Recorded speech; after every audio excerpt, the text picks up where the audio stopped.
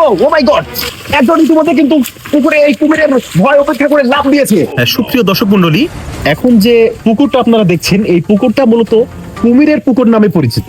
আমরা শুনেছি এই পুকুরে নাকি পুকুরের মালিক অনেকগুলো কুমির চাষ করে।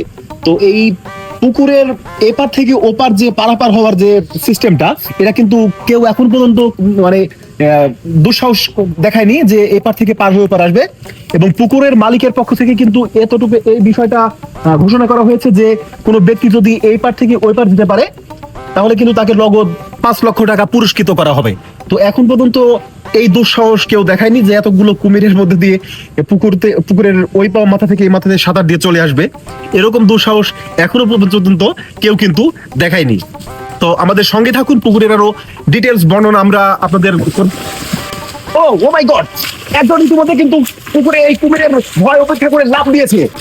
আমরা দেখতে পাচ্ছি লোক কিন্তু ওই মাথা থেকে এই মাথা চলে এসেছেন। বাহ, সুন্দর। আরে আপনি একটু দাঁড়ান, আপনি এই দুঃসাহস কিভাবে হলো আপনার? পুকুরের এটা তো আপনি জানতেন যে এই পুকুরে কুমির আছে? আরে রাখেন, আমি খুশি লোক আমাকে ধাক্কা দিলি কেনা, আমি ওই লোকে খুঁজলাম, ধাক্কা দিলি কেনা, রাখেন টাকা। তার মানে আপনি টাকার জন্য লাভ? না, আমাকে ধাক্কা দিলি কেন, ওই লোকে খুঁজ দিচ্ছি। ও আচ্ছা আচ্ছা আচ্ছা,